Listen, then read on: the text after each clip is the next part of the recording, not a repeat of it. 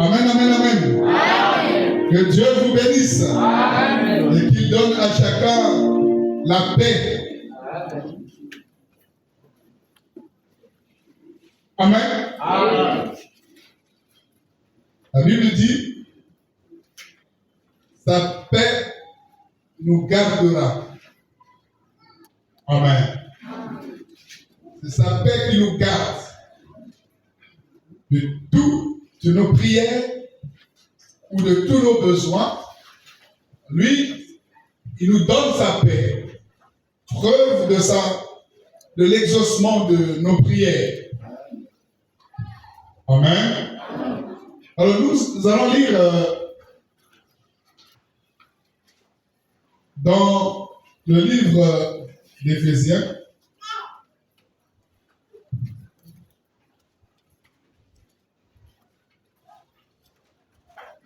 Éphésiens, chapitre 1er, il est écrit, en lui, en qui aussi nous sommes devenus héritiers, ayant été prédestinés selon le dessein de celui qui opère toutes choses selon le conseil de sa volonté. Amen. Amen.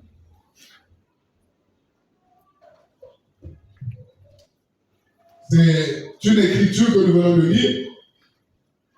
Certainement, nous en lirons davantage. Mais cette écriture nous dit que nous avons été connus. Nous avons été prédestinés. Paul va loin encore, il dit, même les œuvres que nous devrons pratiquer étaient prédestinées. C'est-à-dire, Dieu avait choisi lui-même les œuvres que nous devrions faire. Autrement, nous ne ferons pas n'importe quoi. Nous ferons exactement, si nous sommes en communion avec lui, nous ferons ce que lui a voulu que nous puissions faire. Hier, quand nous avions parlé, nous sommes arrêtés sur Colossiens, chapitre 1, verset 16. Que dit ce verset? Tout a été créé par lui et pour lui. Les choses visibles et les invisibles. Amen. Amen. Donc nous avons compris hier, nous allons continuer par là, que tout a été créé par lui et pour lui. Qui peut se rappeler pourquoi nous sommes là? Amen. Qui peut se rappeler pourquoi nous sommes là? Nous sommes là pour connaître la mission que nous avions à remplir sur la terre. Amen. C'est le sujet qui nous intéresse.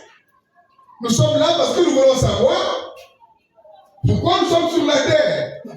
Bon, si je me pose cette question très tôt, si j'ai la réponse, gloire à Dieu, j'aurai une bonne marche. Mais Dieu ne tient pas compte du temps d'ignorance. Peu importe l'âge à laquelle j'accède à la connaissance de sa volonté. Ainsi donc, nous devons comprendre que l'homme sur terre a finalement une mission. Parce que Dieu a fait chaque chose avec un but. Et donc, le péché, nous avons dit, c'est manquer le but. Donc, quand tu as manqué le pourquoi tu es là, donc tu as péché. Tout de même, comme un enfant qui va à l'école et qui ne sait pas pourquoi il va à l'école, il va échouer. Donc, les échecs sont souvent dus par une manque de maîtrise du pourquoi. Et l'homme, c'est l'être qui se pose constamment de questions. Un vrai homme, c'est celui qui se pose toujours des questions. Parce que La gloire de Dieu, c'est de cacher les choses. Ça veut dire que Dieu a tout caché. Tu ne peux pas les découvrir sans se poser des questions. Donc le questionnement, le pourquoi est identifié à l'homme. Je voulais dire que l'homme s'appelle quoi? C'est-à-dire, il est toujours en train de dire pourquoi, pourquoi, pourquoi. Et alors, moi, personnellement, si j'arrive à comprendre ou à décoder quelque chose de la parole de Dieu, c'est parce que je me pose toujours la question pourquoi. Donc il est question que toi aussi, chaque fois que tu te poses la question pourquoi. Pourquoi tu es là? Pourquoi aujourd'hui? Pourquoi pas demain? Pourquoi pas hier tu n'étais pas? Donc toutes ces questions vous amènent à comprendre le vrai sens de la vie. C'est le pourquoi, c'est le questionnement qui t'amène au dévoilement. Quand il n'y a pas de question, ça veut dire qu'on est ignorant. On n'est pas à la quête du savoir. Vous allez le comprendre bientôt. Ainsi donc, quand Dieu a fait l'homme, il a créé pour son bien. Nous avons dit, il a créé pour lui-même. Tout a été créé par lui et pour lui. Donc, pour son bon plaisir. Parce que Dieu aime l'homme, il l'a créé. Parce qu'il l'aime, il veut le voir. Tout comme un père qui voit ses enfants et qui est content. Le fait de les voir lui rend content. N'est-ce pas que quand tu vois tes enfants, toi-même, tu les vois, tu les regardes grandir, ça te réjouit le cœur. Peu importe ce qu'ils sont, peu importe ce qu'ils ont fait. Mais au moins tu es content de les voir. Ainsi donc Dieu a fait l'homme pour son bon plaisir. Qu'est-ce que cela veut dire dans les profondeurs? Hier nous l'avons annoncé, aujourd'hui nous allons partir dans les profondeurs. Alors pour cela nous allons prendre l'évangile de Jean.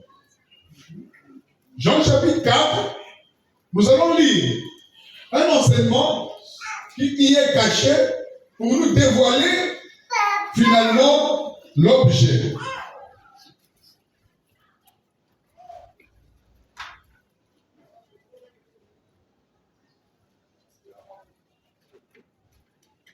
Amen. Amen.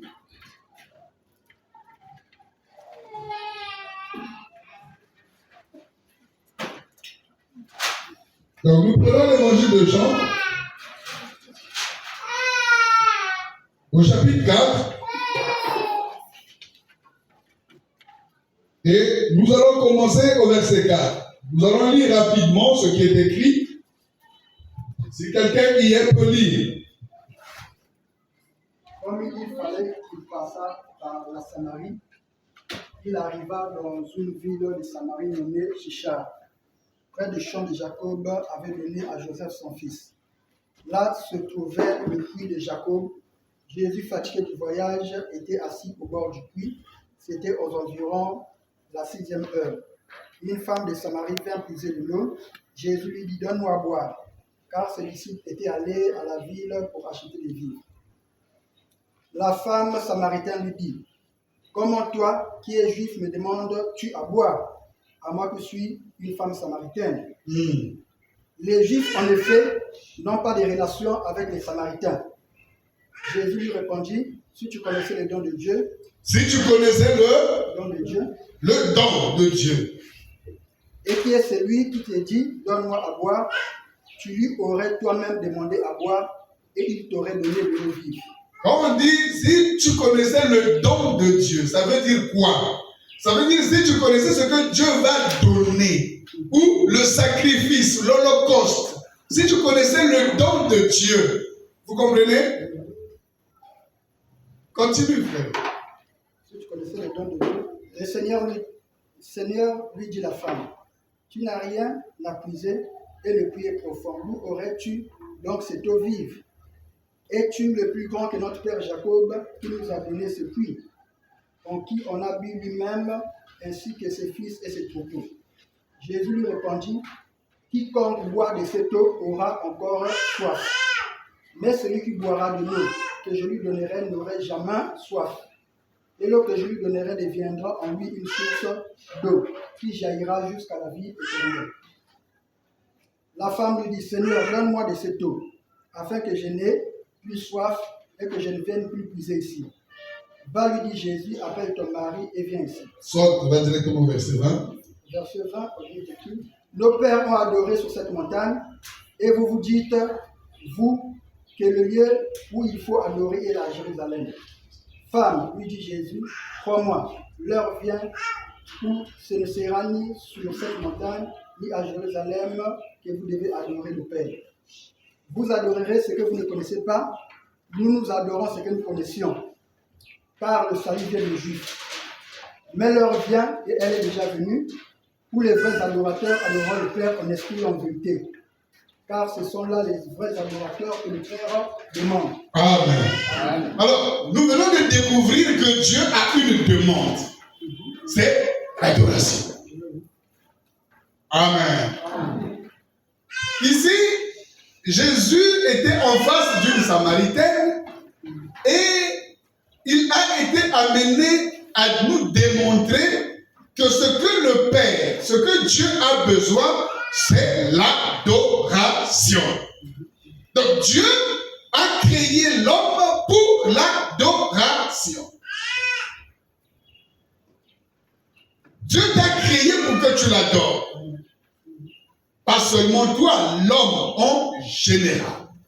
Peu importe qui qu'il soit, où qu'il soit, Dieu l'a créé pour qu'il adore. Ça veut dire quoi? Que si tu ne l'adores pas, tu n'accomplis pas la mission pour laquelle tu as été créé. Et si tu n'accomplis pas la mission, tu es donc dans le péché. Tu mérites être jugé, condamné, parce que tu n'accomplis pas la mission. L'homme a été créé pour l'adoration, nous dit le Seigneur Jésus-Christ. Que depuis que lui, il était là, les gens pensaient qu'il fallait adorer à Jérusalem, d'autres pensaient qu'il fallait adorer sur la montagne, mais Jésus dit, l'heure est déjà venue où ce ne sera ni à Jérusalem, ni sur la montagne que vous adorerez le Père. Mais Dieu cherche, lui, les adorateurs qu'il adore en esprit et en vérité. Alors, si Dieu nous a créés pour l'adoration, ça doit être un but fondamental. Alors, c'est quoi l'adoration?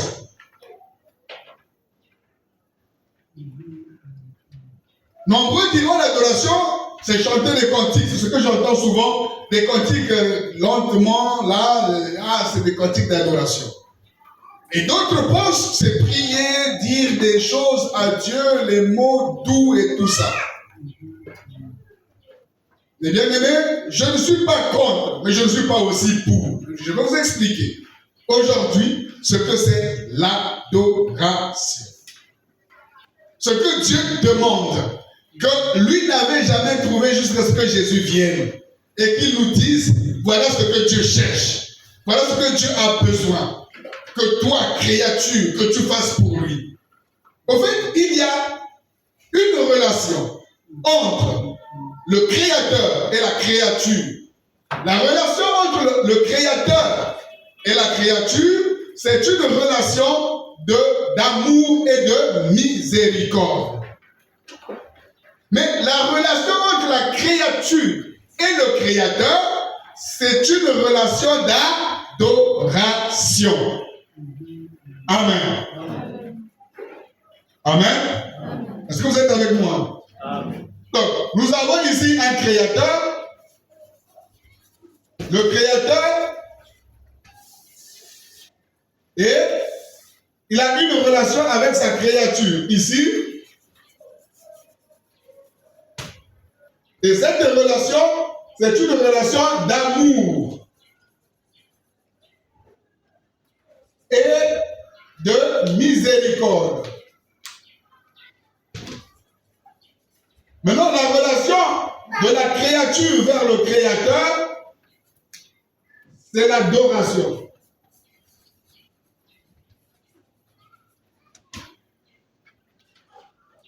Vous allez comprendre que Jésus n'est pas venu dire ce que Dieu cherche, c'est votre miséricorde.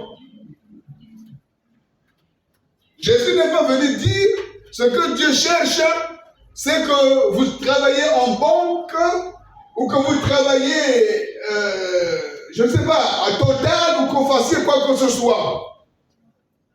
Mais Jésus enseigne que ce que Dieu attend de vous, c'est que vous l'adorez en esprit et en vérité. Ce que Dieu cherche, ce sont les adorateurs.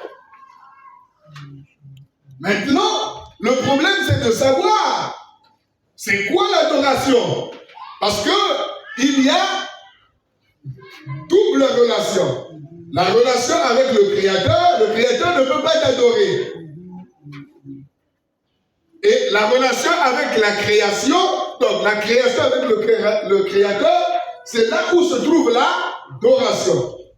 Maintenant, nous allons comprendre ce que c'est l'adoration. Cette relation, on peut ou ne pas la comprendre, ce n'est pas notre problème. Parce que ça part du Créateur vers la créature.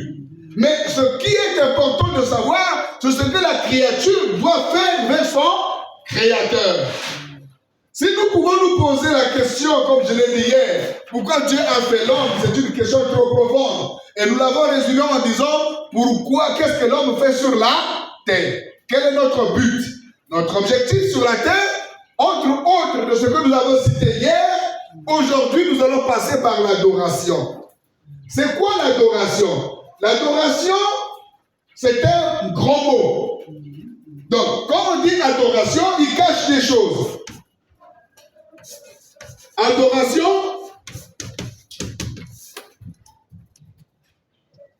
implique. Donc, il implique la connaissance.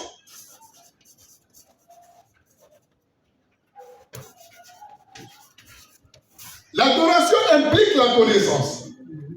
Tu ne peux pas adorer ce que tu ne connais pas. Jésus est en train de dire à cette femme, vous adorez ce que vous ne connaissez pas. Ça veut dire que votre adoration n'est pas bonne. Vous me comprenez? Amen. Vous adorez ce que vous ne connaissez pas. Donc, vous êtes en train de prier un Dieu que vous ignorez. C'est comme Paul qui se retrouve à l'aéropage et dit à ses Athéniens que, mais j'ai parcouru votre ville, j'ai vu toutes sortes d'effigies. Et j'ai même vu une effigie où on a écrit à un Dieu inconnu. C'est-à-dire, vous adorez un Dieu sans le connaître. Est-ce que vous comprenez? Donc, vous avez tellement d'idoles jusqu'à trouver un Dieu que vous ne connaissez pas, que vous adorez comme ça. Dans le vide, dans l'embrouillement. Et ce qui est bizarre. Alors, donc, l'adoration implique directement la connaissance. Ça veut dire que quelqu'un qui veut adorer Dieu doit connaître Dieu. Il faut aller à la connaissance de Dieu. L'adoration, ce n'est pas chanter des cantiques. L'adoration, ce n'est pas prier, fermer les yeux. Mais l'adoration demande la connaissance. Dieu, il faut le connaître. C'est pourquoi Jésus dit à cette femme, vous adorez un Dieu que vous ne connaissez pas. C'est pourquoi vous allez sur la montagne. Mais nous adorons ce que nous connaissons. Je suis sûr de celui que j'adore, qui il est. Ok? Amen. Jésus marchait avec les disciples, il a posé la question. Qui dit donc que je suis moi le Fils de l'homme? Il avait besoin qu'on connaisse qui il est. Parce que si vous ne le connaissez pas, et que vous n'avez pas la connaissance de qui il est, alors vous faites une fausse route. Alors donc, l'adoration implique la connaissance. Cette connaissance, c'est la connaissance de Dieu. De l'être divin, si vous voulez. La connaissance de l'être. Avec grand E. L'être que vous adorez, l'être divin. Il faut le connaître. Il faut connaître l'être. Parce que Dieu, c'est celui qui se révèle. Quand il s'est révélé à Moïse, il a dit « Je suis », c'est-à-dire être. C'est celui qui est. Dieu, c'est être. C'est un être, c'est l'être. Ainsi donc, il faut aller comprendre ce qu'il est. Jésus nous dit quoi? dans Jean chapitre 17, il dit, la vie éternelle, c'est de te connaître. Finalement, cette adoration qui est une connaissance de l'être, si vous voulez, de l'être divin, si vous voulez, de Dieu, vous pouvez mettre tout ce que vous voulez. Alors donc, cette connaissance de la divinité nous amène à la vie éternelle. Donc, la connaissance de l'être nous amène à la vie éternelle. Donc, Dieu a voulu que tu l'adores. Mais cette adoration te demande de le connaître. De le connaître profondément. Peut-être que tu n'auras pas toutes les profondeurs de la vie ou de la vérité, parce que nous ne les connaîtrons vraiment pas, parce qu'il est infini. J'y arrive. Alors, nous le connaissons au moins en partie. Mais la petite partie que nous allons comprendre et connaître doit nous amener à l'adoration véritable. Donc, et à la vie éternelle. Parce qu'il a dit la vie éternelle, c'est de te connaître. Toi, le grand Dieu. Et celui que tu as envoyé, à savoir le Christ. Donc, la connaissance du Christ, le fait d'aller à la quête de la connaissance, pour ceux qui sont vrais, c'est une adoration. C'est une forme d'adoration. C'est une forme de faire ou de manifester la mission de Dieu. Aller connaître Dieu fait partie finalement de la mission parce que c'est une adoration. Vous me suivez? Alors donc, la connaissance de l'être, la connaissance de Dieu implique forcément l'amour. Vous me suivez? Donc cette connaissance nous amène à l'amour. À l'amour divin. À l'amour de l'être. Donc, à l'amour divin. Vous allez comprendre quoi? Que l'adoration, c'est finalement un processus. Ce n'est pas, quand je fais ça, j'adore. Non, c'est un processus. C'est quelque chose qui n'est pas achevé. Donc, c'est une imperfection. Donc, c'est une, je voulais dire, c'est quelque chose de non accompli qui doit être accompli. Vous comprenez? Donc, quand vous adorez, votre adoration commence dans quelque chose de non accompli. Mais vous devrez l'étoffer. Vous devrez l'enrichir et rendre votre adoration parfaite. Donc, accomplir votre adoration. L'adoration, c'est comme un enfant qui naît. Quand il naît, il est imparfait. Donc, non accompli. Mais il va grandir. Puisqu'il va manger, puisqu'il va grandir, et jusqu'à ce qu'il atteigne une stature d'accompli. Que c'est un homme accompli, comme celui que je vois, comme celui-là. C'est un homme accompli. Mais pour qu'il devienne accompli, ben, il a dû manger, il a dû boire, il a passé les épreuves, et il a grandi, et voici qu'il est là, aujourd'hui, debout, parlant, faisant certaines choses qui peuvent être utiles à la société. Ça veut dire que l'adoration est comme ça. L'adoration, c'est un acte qui part du non accompli pour arriver à l'accomplissement. Donc, quand on parle d'un adorateur, ce n'est pas quelqu'un qui fait une adoration qu'on va dire ce qu'il a dit est parfait. Non. L'adoration est un processus. C'est comme on dit, nous partons de perfection en perfection. Ainsi, l'adoration des saints part de perfection en perfection. Ce que j'appelle le non accompli ou l'imparfait, c'est une perfection, mais pas accomplie. Vous comprenez? Est-ce que vous me suivez? Je n'ai pas de mots. C'est pourquoi j'utilise les mots qui sont peut-être pas propres pour certains, mais c'est une adoration imparfaite. Elle doit aller à la perfection. Je veux dire, c'est une adoration non accomplie. Donc, c'est comme, je viens de vous prendre l'exemple. Quand un bébé naît, il n'est pas accompli. C'est un bébé, il est parfait, mais non accompli. Il est donc imparfait. Parce qu'il ne peut pas te donner l'eau, par exemple. Il ne peut pas te faire le marché, par exemple. Mais c'est un homme. Mais un homme inachevé. Il n'a pas atteint une maturité. Il faut qu'il traverse certaines étapes pour qu'il arrive à une maturité pour te servir. Donc l'adoration aussi est comme ça. C'est un processus. Donc quand vous rentrez dans le monde, en principe, c'est entrer dans le processus d'adorer Dieu. Donc vous la commencez dans une faiblesse et ça va aller dans une force. Amen. Donc ça doit croître dans la connaissance. Donc plus que vous grandissez dans la connaissance, plus que votre adoration est en train de devenir mûre. Plus que vous grandissez dans la connaissance de l'être, plus l'amour de cet être-là est en train de vous envahir. Et en ce moment-là, votre adoration est en train de croître. C'est pourquoi le premier commandement serait le meilleur. Tu aimeras ton Dieu de toute ton âme, de toute ta force et de toutes tes pensées. Mais quand on parle de pensée, on parle d'âme, on parle de force. Vous voyez, l'amour de Dieu, l'amour de l'être. C'est donc aller à la connaissance. Parce que comment peux-tu aimer quelque chose que tu ne connais pas? Comment ça? C'est pas possible. Ah, je ne te connais pas, mais je t'aime. Ah non, tu es un monstre. Comment tu as pu? Comment tu as osé aimer quelque chose que tu ne connais pas? Donc, l'amour de Dieu. Ok? Vous me suivez? Amen. Et donc, Dieu, qui t'a créé, qui m'a créé pour que nous puissions l'adorer, nous demande de le connaître et cette connaissance manifeste de l'amour. Quand on a posé à Jésus la question, quel est le plus grand commandement? Il a dit quoi? Tu aimeras ton Dieu de tout ton cœur. De tout ton âme. Mais dans le cœur, dans ton âme, se trouve quoi? Ta volonté. Se trouve quoi? L'intelligence, les pensées, ainsi de suite. Vous comprenez les émotions. Mais toutes ces choses doivent être sanctifiées, purifiées et amenées à la connaissance de Dieu pour que tu puisses adorer l'être véritable. Amen. Donc Dieu, créant l'homme pour l'adoration, il veut finalement que nous passions de la connaissance à l'amour de l'être.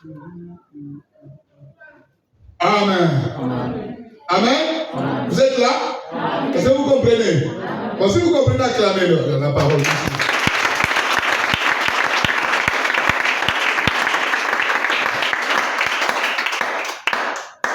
Alors donc, nous partons de la connaissance à l'amour.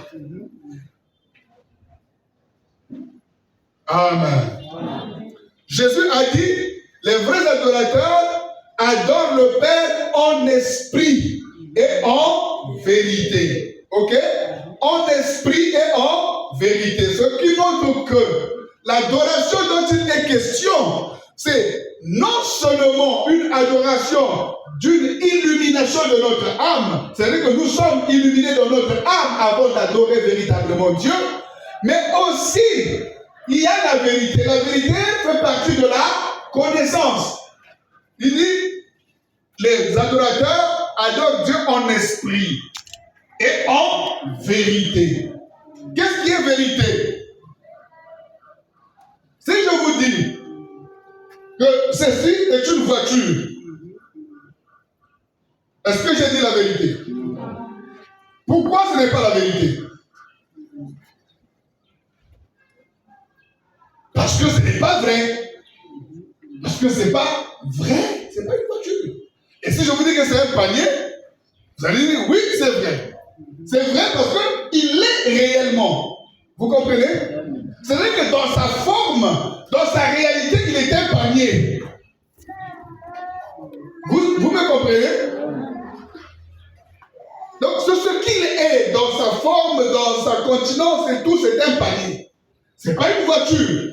Donc c'est vrai, c'est un panier. Donc la vérité, c'est quelque chose qui est vrai dans sa nature. Amen. Vous comprenez? Quand vous dites que vous êtes enfant de Dieu, et alors que vous ne l'êtes pas, donc vous n'êtes pas la vérité.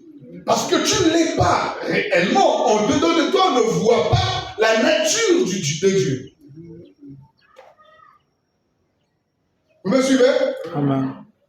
C'est ce que Jésus veut dire, que les adorateurs doivent adorer Dieu en esprit et en vérité. Quand on ajoute vérité, ça veut dire qu'ils doivent l'être sincèrement.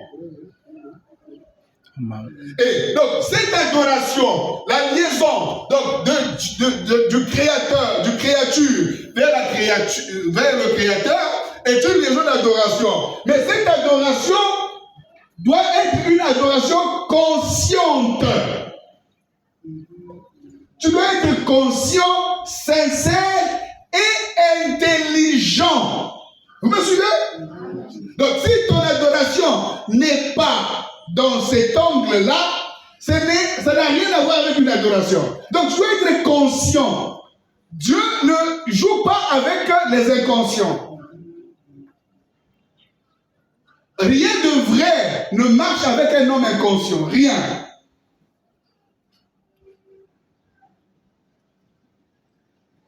Dieu travaille avec la conscience.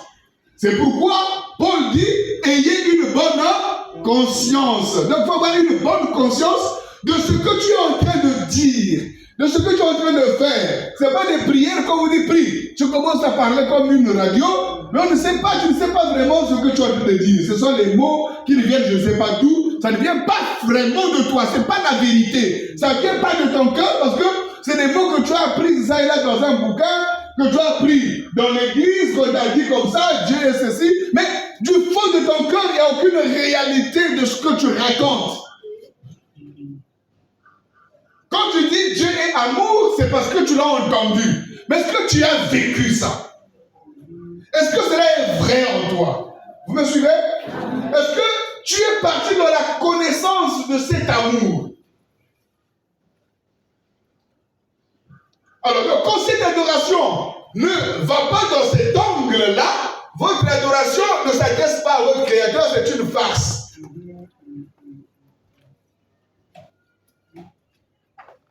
Vous me suivez?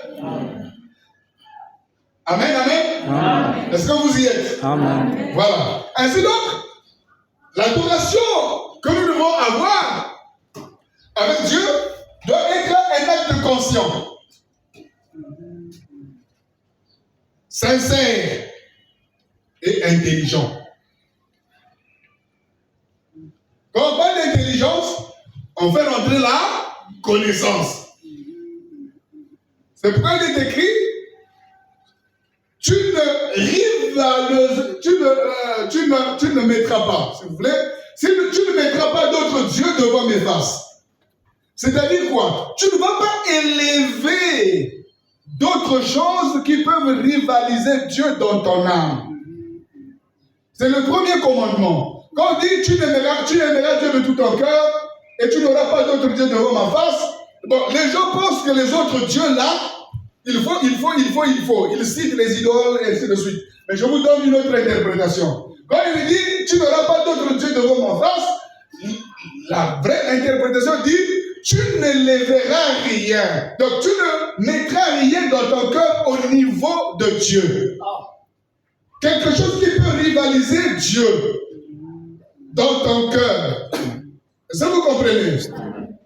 C'est-à-dire quoi? Dans ton intelligence, dans tes affections, dans ta connaissance, tu peux aimer quelque chose. Et tu le fais monter à un niveau où il prend la place de Dieu. Où il rivalise Dieu. Ça peut être un boulot. Ça peut être de l'argent. Ça peut être une femme. Ça peut être un homme. Ça peut être un enfant. Ça peut être à manger. Ça peut être n'importe quoi. Mais tu n'as pas le droit de faire cela. Donc, Dieu veut finalement que lui seul ait toute la prééminence de votre âme, de vos forces et de vos pensées. Si pendant que Dieu parle et que tes pensées s'élèvent à la hauteur de ne plus écouter quand Dieu parle, tu as amené un autre Dieu devant sa face. Amen. Je ne sais pas si vous avez compris ce que je veux dire. Alors donc Dieu, il vous demande cette relation-là. Nous sommes créés pour l'adorer. Donc pour le connaître. Et cette connaissance, je disais, qui amène l'amour, il n'amène pas seulement l'amour, il amène autre chose. L'obéissance. Amen.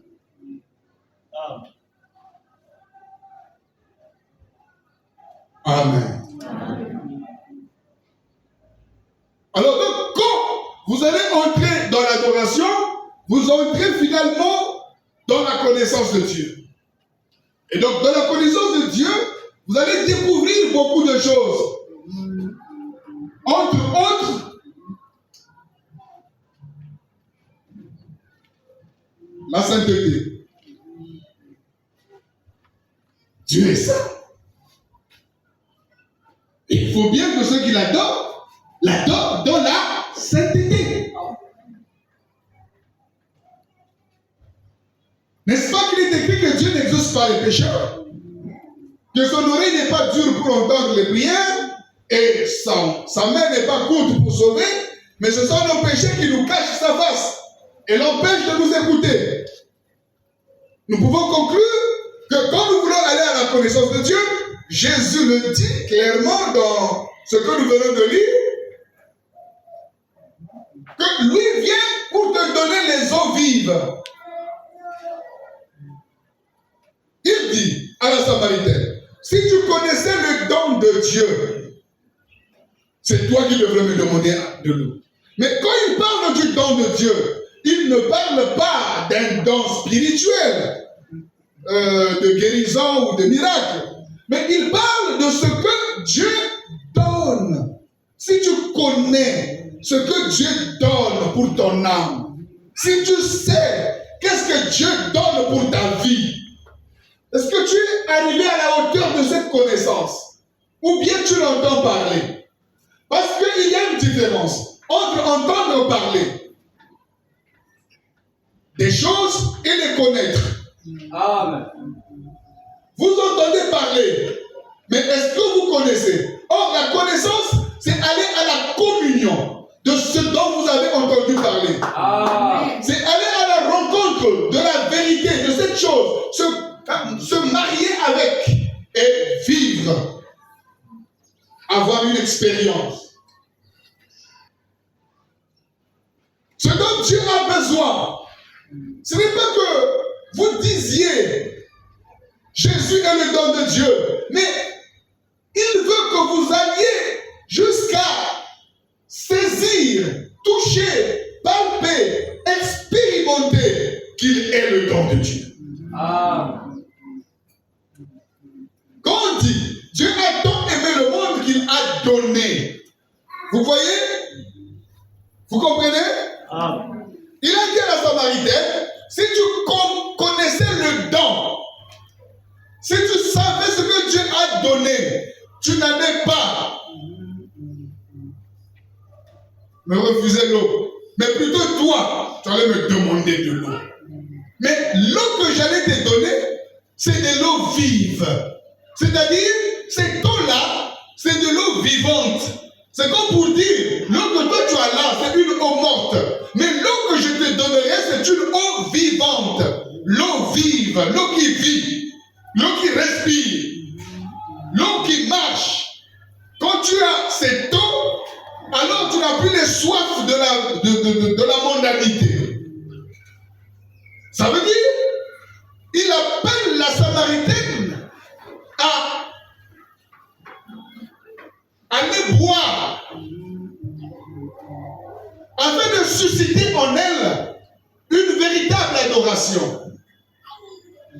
En fait, le but de l'évangile, c'est finalement aller boire cette eau vive, plonger dans ce fleuve, nager dans ce courant et se remplir d'eau de vie. Ça, c'est l'adoration. Plonge. Il a dit que celui qui a soif, qu'il vienne à moi et qu'il boive. Tu as soif ce soir. Alors viens au son et bois. La Samaritaine a dit, donne-moi toujours, donne-moi de cette eau, afin que je ne revienne ne plus puiser ici.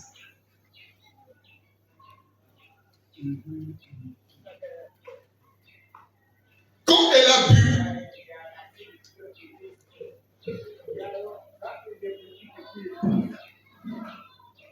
elle a compris que son adoration était fausse.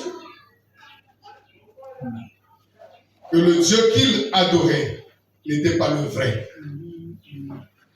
Parce que Jésus était en train d'annuler une adoration. L'adoration des montagnes, l'adoration des Manenga, l'adoration des Njetolo. Toutes les adorations qui vont loin. Il dit, le jour vient, et il est déjà venu, où les vrais adorateurs adoreront le Père en esprit et en vérité. Et ce jour est là, où notre adoration est purifiée, nettoyée de toutes les souillures du monde, de toutes nos mauvaises connaissances. Il dit en esprit et en vérité. Que veut dire ce terme? En esprit.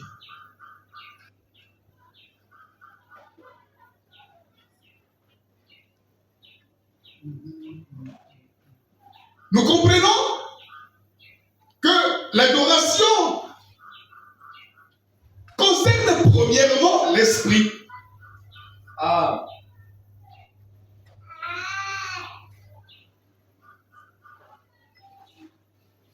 Et secondement, la vérité.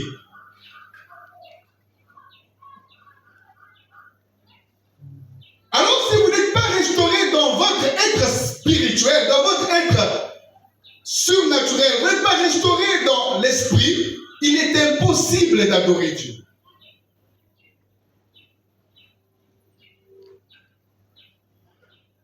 Or, pour adorer Dieu en esprit,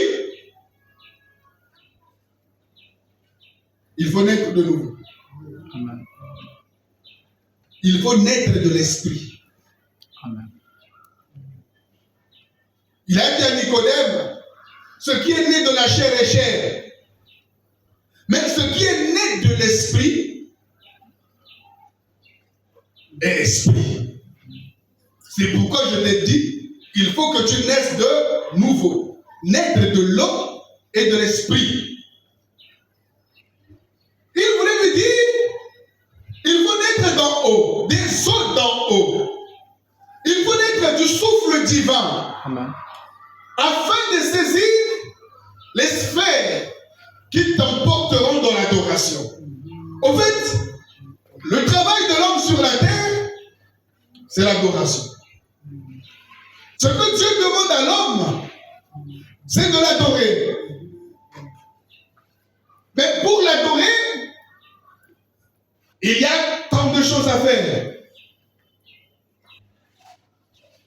Si nous prenons le parti au commencement, qu'est-ce qui s'est passé?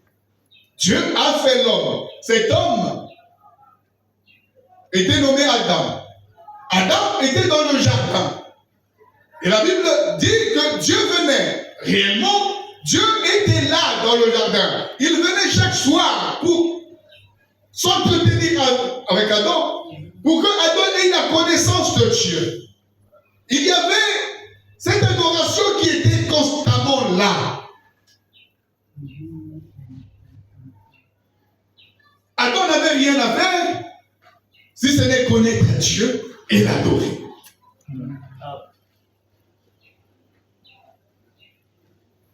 Mais quand je parle d'Adam, je ne parle pas de Monsieur Adam. Adam, c'est le type de l'humanité. Ainsi donc, je dirais, l'humanité a été créée pour adorer Dieu. Amen.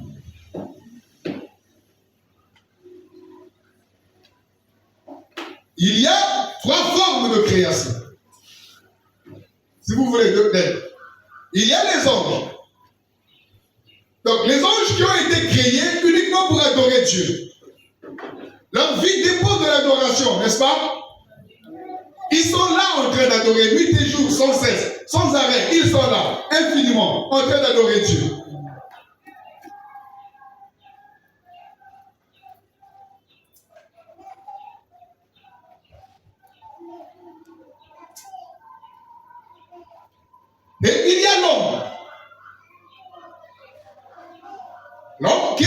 créé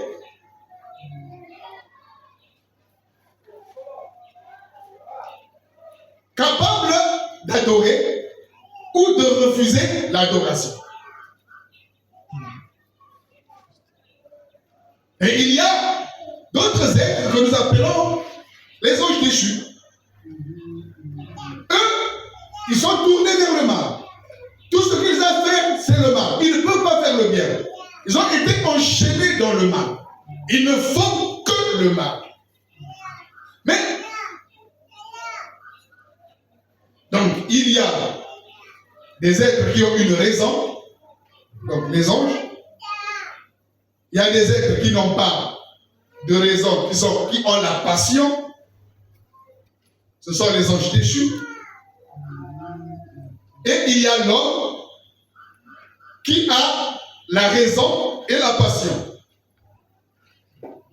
Et c'est pourquoi on lui a donné le libre arbitre. S'il choisit la raison, il s'élève pour l'adoration. S'il choisit la passion, il descend plus bas que la bête.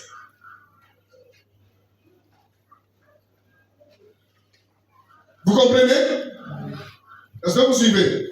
Donc, il y a en toi la raison et la passion. Et on t'a donné le libre arbitre afin que tu choisisses. Qui veux-tu adorer? Parce que, sincèrement, l'homme est un être fini. N'est-ce pas? L'homme est un être fini. Complètement fini. Et Dieu est un être infini. Mais l'équilibre du fini ne se manifeste que lorsque il a un lien conscient avec l'infini. Est-ce que vous avez compris? Donc, votre équilibre, mon équilibre, notre équilibre, nous, les humains, ne se dévoile que lorsque nous avons un lien conscient, je dis bien conscient, avec le divin. Tant que tu n'as pas de lien avec le divin, alors tu es déséquilibré. Mais ce lien doit être conscient. Dieu, ce n'est pas que non, je ne savais pas que c'était Dieu. Non. Dieu, quand il vient à quelqu'un, il se dévoile. Il se fait remarquer que c'est moi Dieu. Vous lirez toute la Bible. Il n'y a pas eu de quelqu'un qui, inconscient, faisait des choses. Je ne savais pas que c'est Dieu, tout ce qui se faisait là. Donc, quand quelqu'un est en train de dire, je ne sais pas si ce que je fais c'est Dieu ou c'est pas Dieu, je ne sais pas, il est embrouillé, il n'a qu'à arrêter. Il faut d'abord que ton intelligence soit avertie que ce que je fais, c'est Dieu. Il faut être conscient. C'est pourquoi l'adoration est ce lien. Le respect que nous avons à la parole est ce lien. Il est écrit, tu n'as agréé ni sacrifice ni holocauste. Mais quand je fais mon entrée dans le monde, tu me formes un corps pour faire ta volonté. C'est quoi la volonté de Dieu? L'homme a été créé pour la volonté de Dieu. Et Jésus-Christ est venu, il a dit, ma nourriture, c'est de faire la volonté de celui qui m'a envoyé. Ça veut dire que toi et moi, nous avons un repas tous les jours à table. Mais est-ce que nous mangeons? Parce que pour manger, il faut être conscient de ce qui est devant toi. Est-ce que c'est ça la volonté de Dieu? Qui est Jésus? Un modèle. Amen. Il est un modèle pour toi, pour moi. Dieu l'a envoyé pour servir de modèle. C'est-à-dire que la vie que tu dois mener, que je dois mener, doit ressembler à lui. L'adoration ne sera parfaite que lorsque nous serons semblables à lui. Tant que nous ne sommes pas semblables à lui, notre adoration est une adoration non accomplie. Ainsi donc, nous marcher chaque jour. Quand il a dit la vie éternelle, c'est de le connaître. Donc nous sommes là en perpétuelle quête de la connaissance du divin afin de le ressembler. C'est pas pour connaître, nous ne connaissons pas pour connaître, mais nous connaissons pour pratiquer l'obéissance de notre connaissance. Quand quelqu'un ne pratique pas l'obéissance, ne pratique pas sa connaissance, il ne connaît pas. Ou c'est un hypocrite. On tombe sur les pharisiens, les sadducéens, qui disaient des bonnes choses, mais qui faisaient le contraire. Ainsi donc Dieu t'a placé ici sur terre pour l'adorer. Je ne vais pas parler de chanter des cantiques. Donc, chers frères, vous qui vous appelez les adorateurs, parce que vous chantez des cantiques, vous imaginez dans quelles ténèbres vous êtes? Si l'adoration était un cantique, nous serions perdus, n'est-ce pas? L'adoration n'est pas un cantique, mais la vie, le service rendu à Dieu, tout le service divin. Il faut que ta vie soit une adoration à Dieu. Parce que Jésus nous enseigne que Dieu cherche les adorateurs. Que nous sommes, ou que nous devrions devenir ces adorateurs-là. Et quand on lui a posé la question, il a répondu autrement encore. Il a ajouté quelque chose plutôt. Tu aimeras ton Dieu de tout ton corps, de toute ton âme et de toutes tes forces. Mais voici le second qui lui est semblable. Tu aimeras ton prochain comme ça veut dire que l'amour qu'on a envers le prochain fait partie de l'adoration. Amen. Amen. Vous comprenez? L'amour que tu as envers ton prochain fait partie de l'adoration du divin. Je vais vous raconter une histoire, une réalité d'ailleurs, ou les vraies choses de la Bible.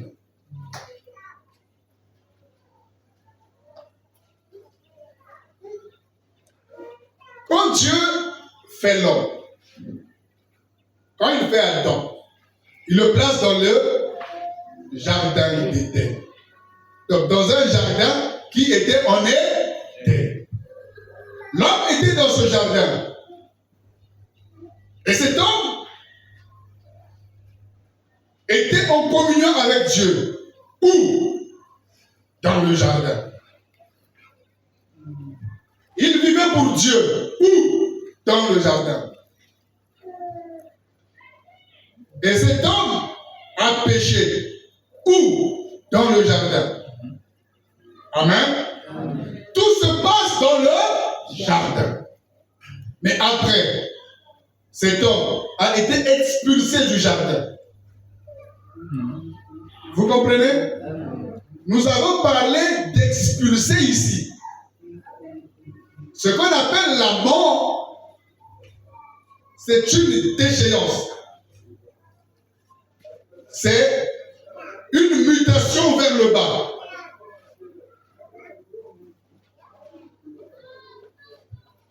Ainsi, l'homme est sorti hors du jardin. Hors du jardin, excusez-moi le terme, Dieu n'est pas. Dieu est resté en Éden. Or, là-bas, il n'est pas. La maison de Dieu, c'est en Éden.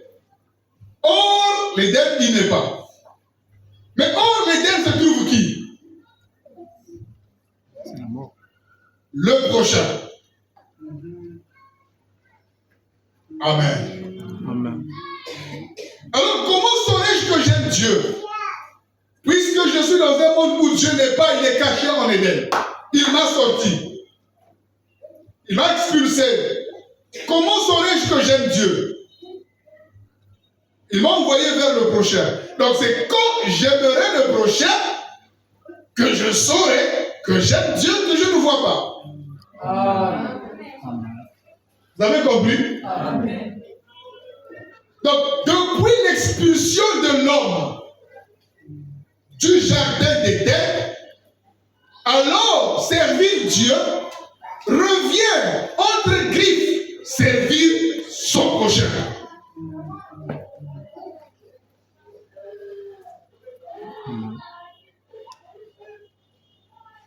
Si vous ne comprenez pas ça, vous êtes perdus. Toute la Bible se résume à ça. C'est pourquoi c'est le second. Comment peux-tu insulter ton père et penser adorer Dieu? Comment? C'est possible. Vous avez compris? Quand il a expulsé l'homme, Dieu a placé les voiles, les chérubins. Il fait quoi? Ils ont fermé le chemin du retour à Dieu. Donc ça veut dire que l'homme se retrouve dans le monde où il n'y a pas Dieu. Mais c'est Dieu qui l'a envoyé là-bas. Et là-bas se trouve qui? Son prochain.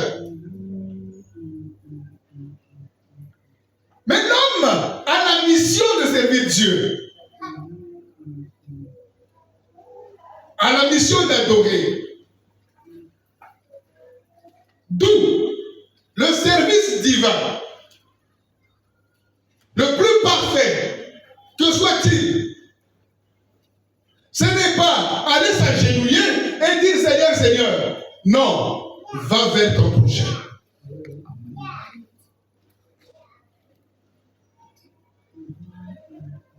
C'est pourquoi la Bible dit Dieu est amour.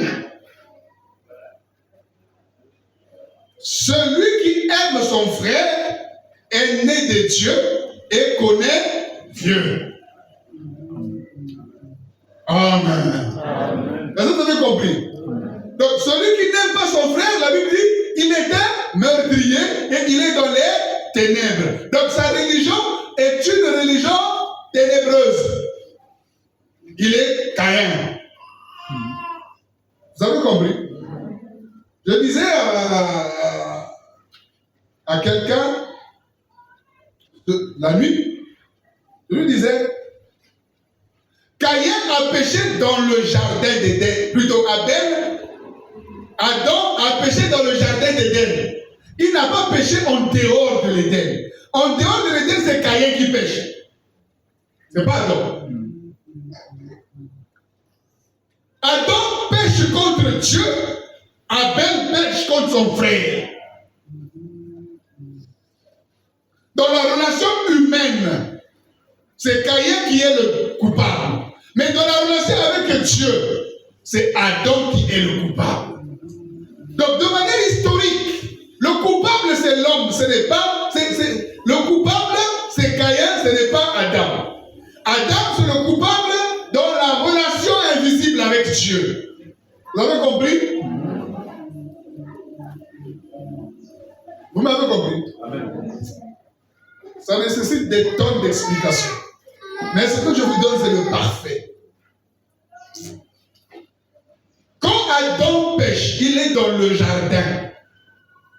Avec Dieu, Dieu est descendu, il les a habillés, après il les a chassés. N'est-ce pas? Amen. Maintenant, c'est quand il va dehors, il connaît sa femme, il enfante des enfants, et le premier coupable, c'est Caïn.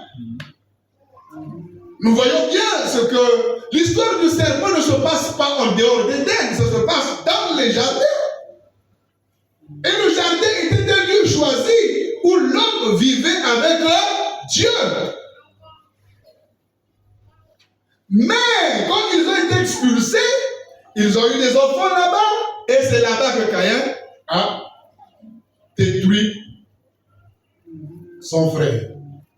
C'est pourquoi, au temps de Noé, il est bien dit, l'humanité, la terre est remplie de violence. Mais cette violence commence par Caïn qui tue son frère.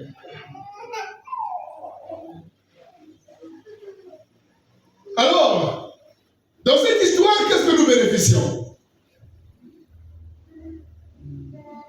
Nous bénéficions de ce que Jésus-Christ dit.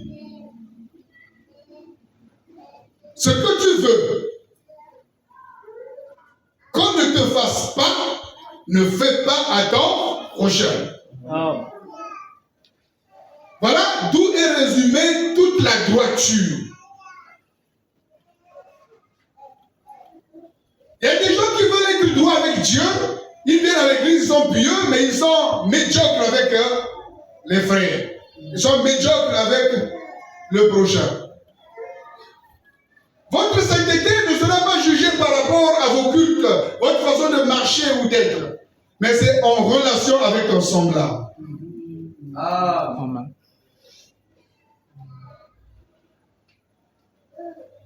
Et donc, votre adoration de la connaissance de Dieu doit vous amener à comprendre que celui qui est en face de moi, c'est Dieu qui l'a créé. C'est pourquoi quand Jésus-Christ vient, il nous donne beaucoup d'histoires, beaucoup de versets, de paraboles, tout ce que vous voulez. Il dit, bénissez, mais ne maudissez pas. Priez pour ceux qui vous maltraitent. Heureux les débonnaires. Heureux ceux qui ont faim et soif de la justice.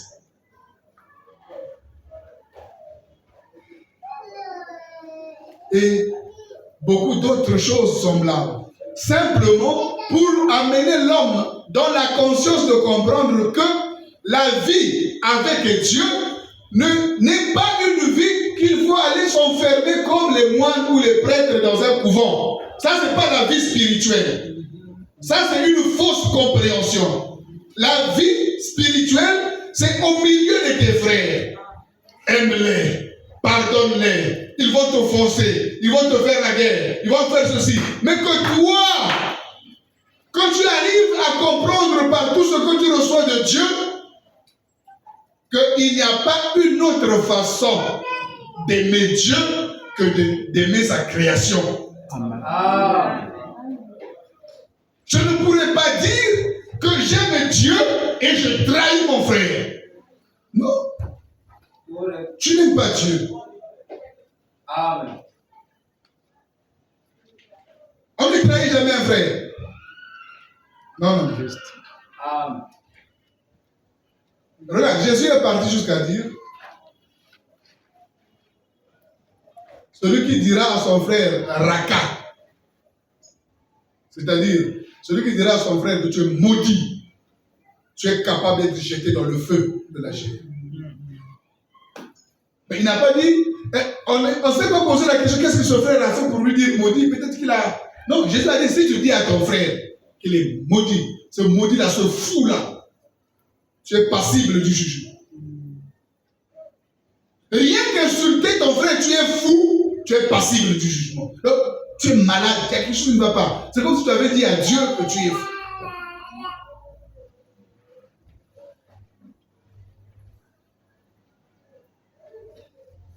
Vous comprenez? Ah. Donc tu aimeras ton prochain comme toi-même, ça dépasse un peu. Vous comprenez, non? Alors non, Dieu que vous cherchez, ça et là, il vous a donné des compagnons. C'est ceux qui vous entourent. Alors, le bien que vous pensez faire à Dieu, faites-le à vos frères et sœurs. N'est-ce pas clair? Parce que Dieu, vous ne le voyez pas. Personne ne voit Dieu. Dieu s'est caché, frère. Il avait mis un voile. Nous sommes dans le monde des voiles. Dieu s'est caché, il s'est voilé, il s'est entouré de l'obscurité. Salomon dit, Dieu habite l'obscurité. Amen. quelle tente je vais lui construire. Ainsi donc, Dieu qui habite ce monde, il s'est caché. Tu ne peux pas le servir comme cela. C'est pourquoi il leur donne les Lévites comme serviteurs à la place de Dieu. Le sacrificateur est là et c'est lui. À un certain moment, le peuple raisonne et devient égoïste. Et tout ce que nous donnons de nos sacrificateurs, on donne. Et la Bible dit, il me trompe, n'est-ce pas? C'est pas ce qui est écrit. Et il dit, apportez dans la maison du trésor. Parce que Israël était arrivé à un moment de comprendre que tout ce que je donne, c'est comme je nourrissais la famille de monsieur le sacrificateur et de monsieur le lévite. Eux voulaient donner à Dieu leur offrande. Mais la seule façon de donner à Dieu, c'est de donner à celui qui le sait. Amen. Amen. Si tu penses que quand tu donnes à celui qui le sait, tu donnes à un homme, tu ne donneras rien. Et Dieu sait que même à lui, tu ne peux rien donner. Amen. Vous comprenez? Que ce que vous donnez, vous le donnez à Dieu. Mais Dieu a ordonné à ceux qui travaillent pour lui de manger ça. En direct, c'est à eux que vous donnez. Maintenant, si je te dis, lui-même ne peut pas aller travailler.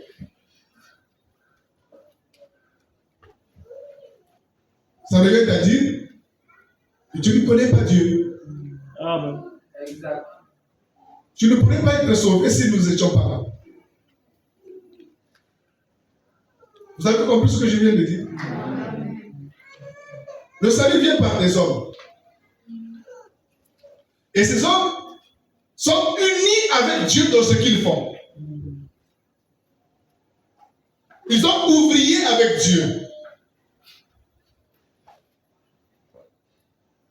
Paul dit, nous participons à la nature divine. Nous participons dans le mystère de la création de l'homme. Je reviendrai par là. C'est tellement bien. Mais souvent, je lâche les phrases comme ça.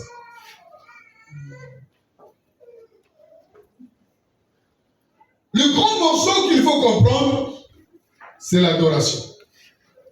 Amen. L'adoration faite à Dieu passe par servir son prochain. Comme si tu rendais service à Dieu.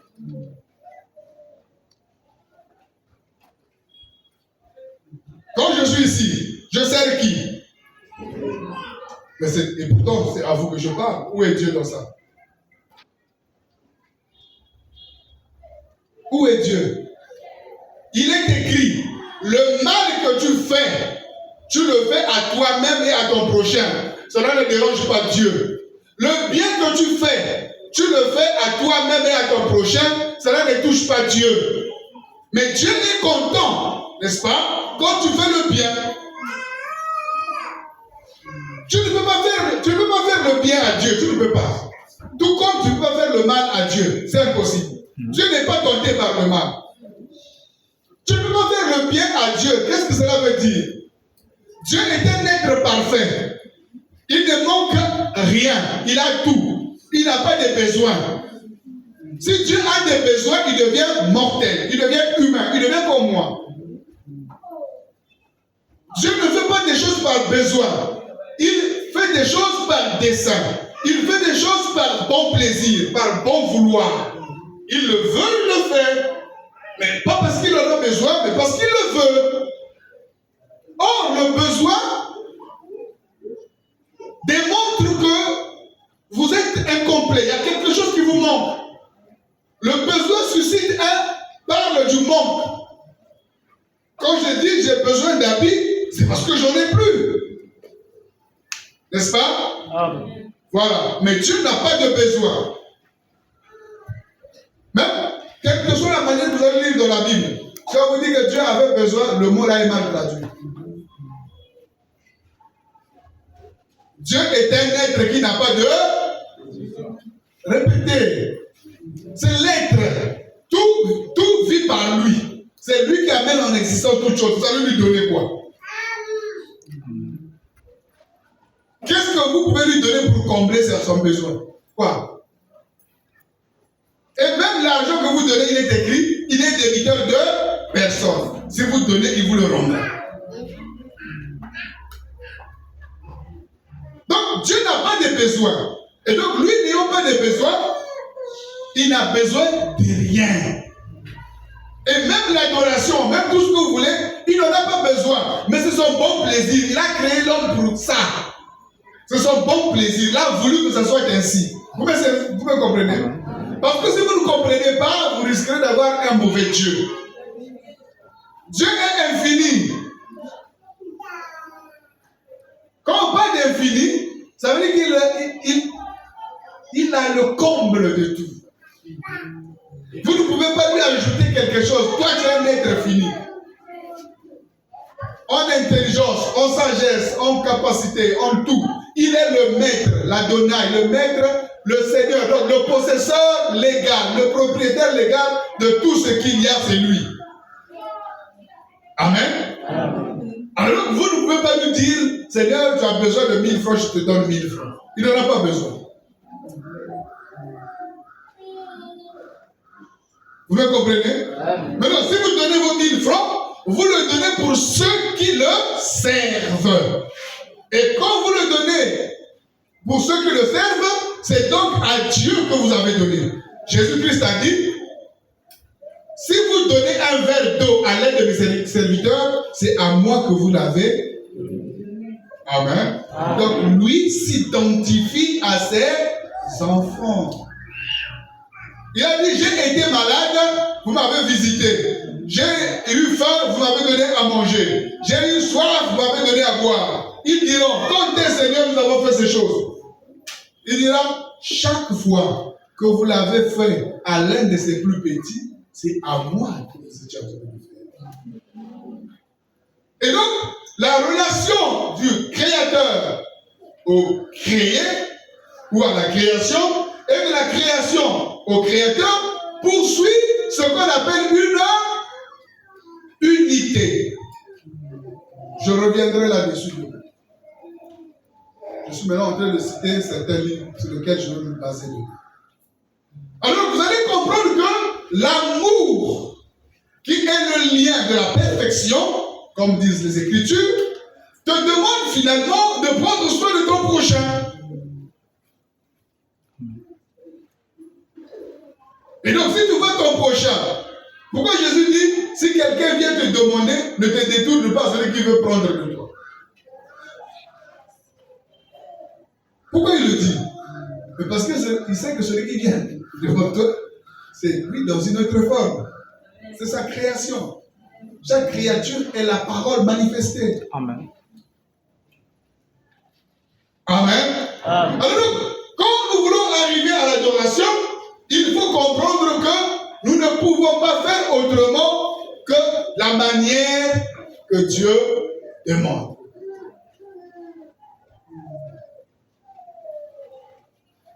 C'est pourquoi, n'ayez pas trop de religion, c'est pourquoi il est écrit, la bonne religion, c'est celle qui prend soin des orphelins, des veuves, qui pratique le monde, qui pratique, voilà. Mais pratiquer le monde et toutes ces choses, sans la connaissance est nulle. Égal. Ce qui est important, c'est la pratique de la connaissance.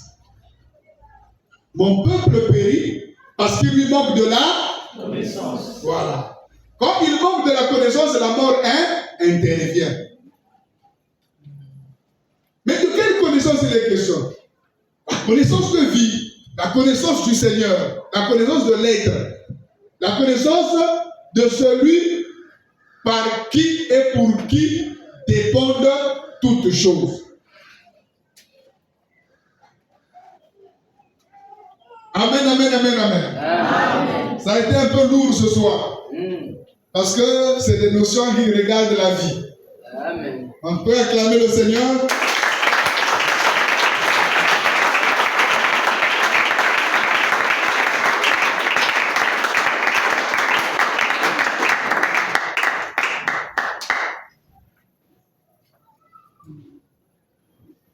J'ai toujours dit, si vous avez des questions, il faut les poser, n'est-ce pas? Parce que quand nous parlons, nous disons beaucoup de choses et parfois des choses difficiles. Alors, vous pouvez noter votre question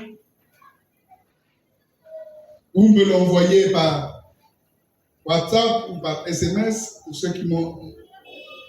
et ou les donner aux anciens, n'est-ce pas? Eux, ils vont écrire et ils vont me les transmettre.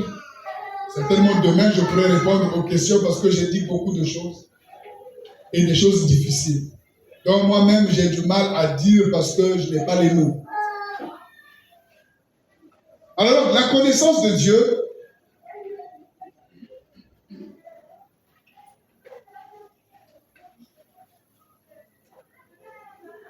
quand un enfant naît dans une famille, il ne connaît même pas son père, il ne connaît même pas sa mère. Mais il est né.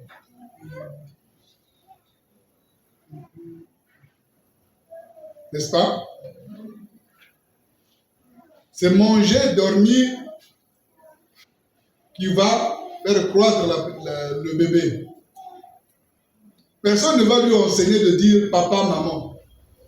Quand il verra seulement, il sait que c'est papa, maman. Personne ne dira que appelle ceci Yaya, appelle cela comme ceci. Lui-même va commencer à appeler Yaya parce qu'il a trouvé là. C'est vrai, non? Je ne sais pas si vous apprenez à vos enfants. Il faut l'appeler Yaya. Hein?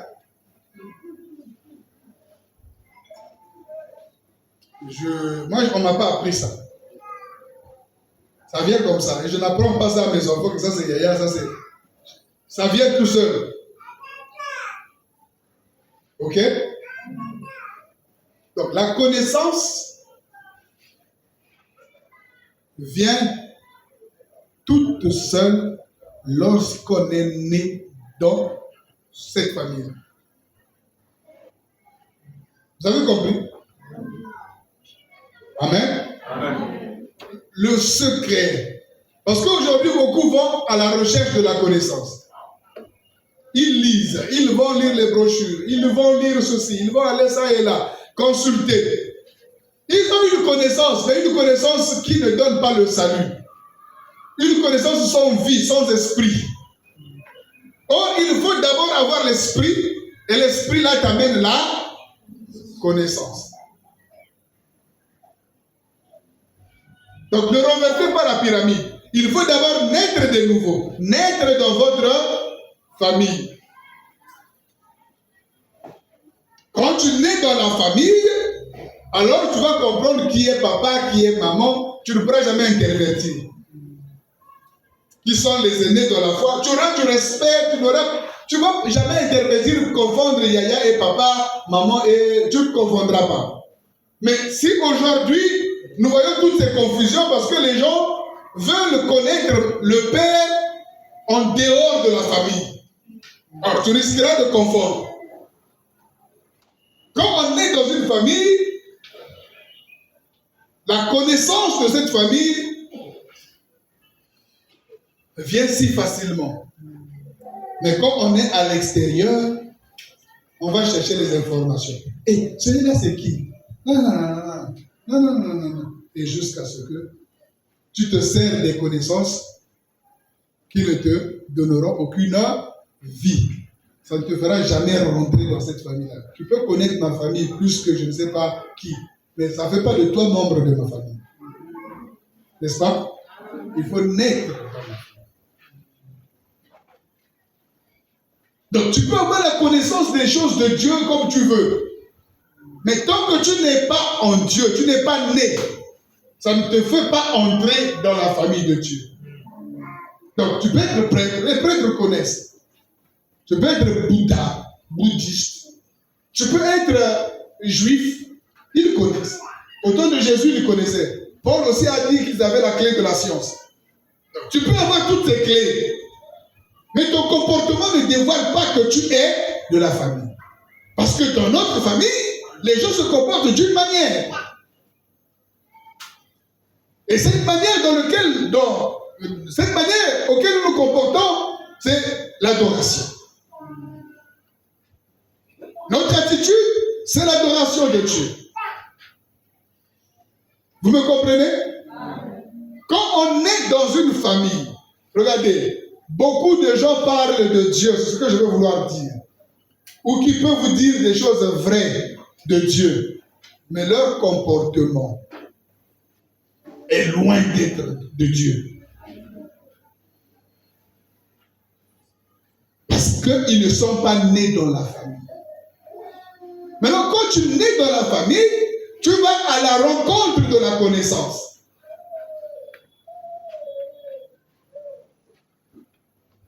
Amen. Amen. C'est dans ce moment-là que cette connaissance te servira à être. Parce qu'il faut naître de nouveau.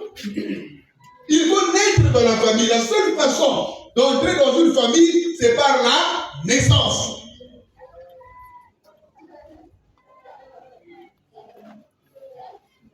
C'est pas par la camaraderie.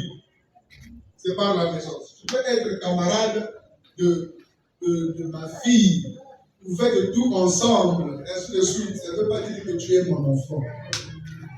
Tu n'es pas toujours mon enfant. Pour être mon enfant, il faut naître de moi. Donc, beaucoup de gens connaissent des choses de Dieu dans les églises, il y en a plein. Pentecôtistes, des réveils, ainsi de suite, qui vous parleront des choses qui sont vraies, certainement, mais qui ne sont pas nées. Et nous arrivons à les détecter parce que leur manière de faire n'est pas la manière du royaume. Je vais vous donner un signe qui prouve que vous n'êtes pas un adorateur. Que je vous le donne. Amen. Prenez Matthieu chapitre 6. Verset 32. J'aimerais que vous lisiez vous-même ce qui y est écrit. C'est le signe que tu n'es pas adorateur. Quand tu es dans ce que tu vas lire.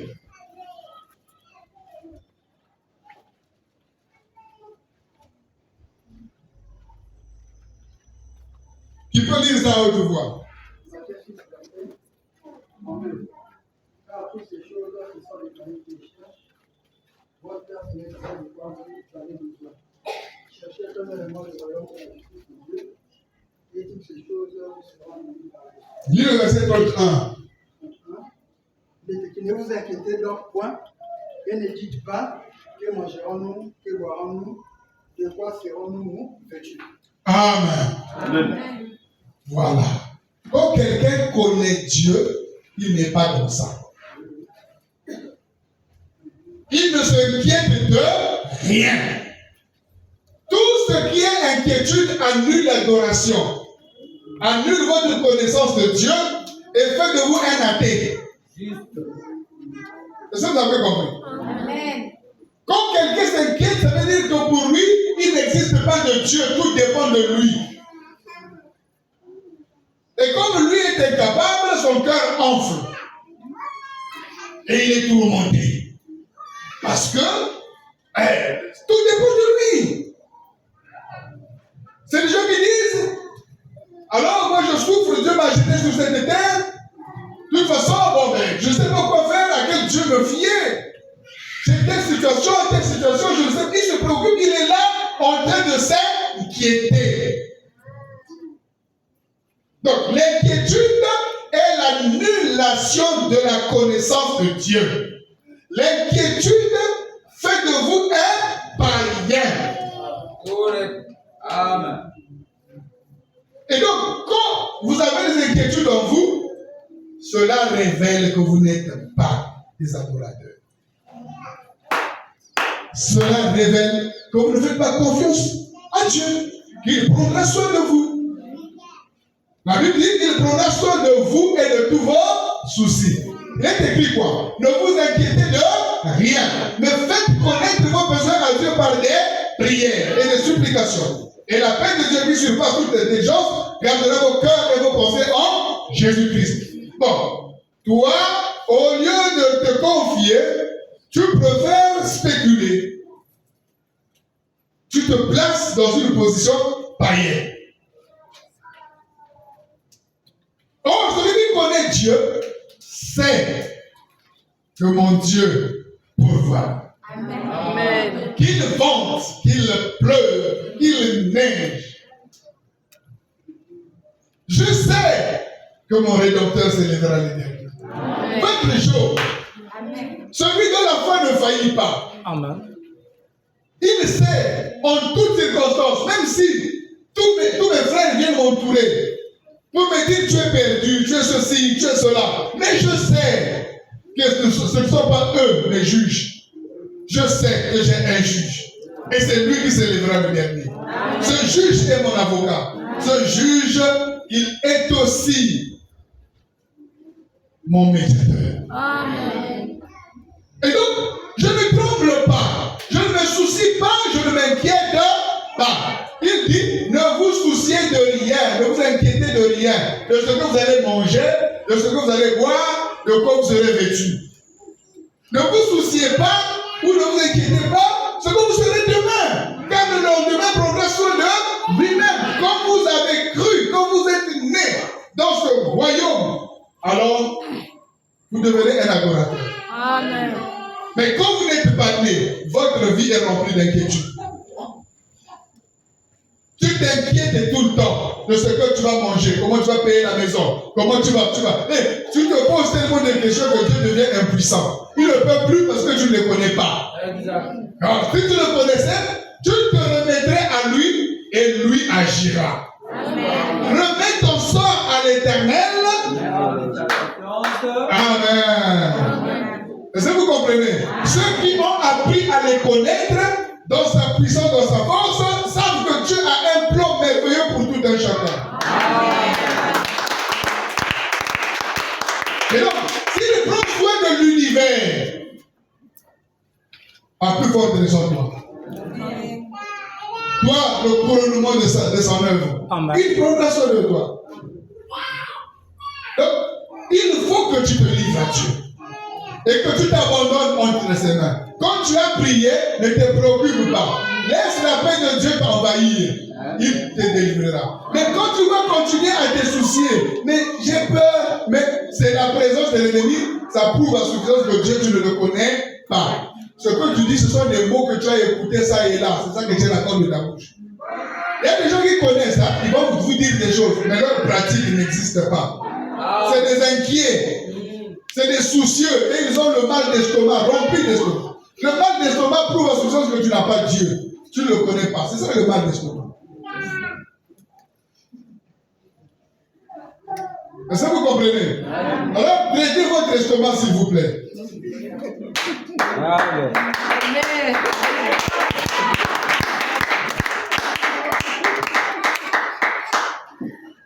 L'église a un problème de mal d'estomac. Cette église ne connaît pas Dieu. C'est pourquoi alors, si vous continuez à vous inquiéter, vous n'êtes que des païens. Ne vous inquiétez de rien. Mais faites connaître vos besoins à Dieu. C'est écrit. Amen. Amen. Ne dites pas que mangerons-nous, que boirions-nous, de quoi serons-nous vêtus, où allons-nous dormir. Car ces choses, ce sont les païens qui les cherchent. Mais vous, votre Père Céleste sait de quoi vous avez besoin. Que Dieu vous bénisse.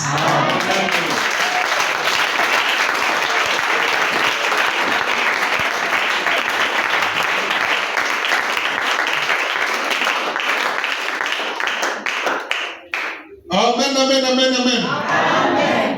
Alors ces choses, il faut les garder jalousement.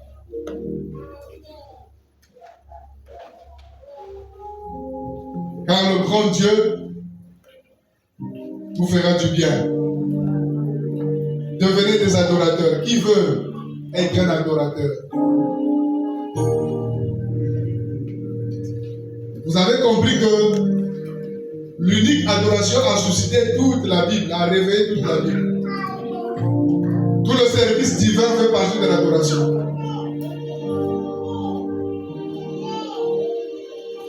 Amen. Alors je vais demander à mes bien-aimés de nous mettre un cantique.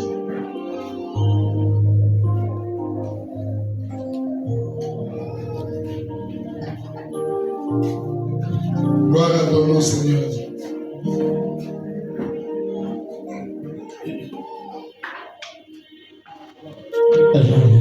Nous sommes devant Dieu, chacun de nous conscient de sa présence.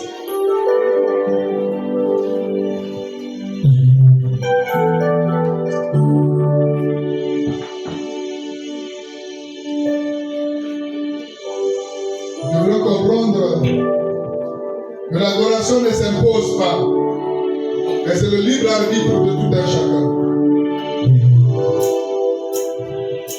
Dieu n'impose personne à l'adorer.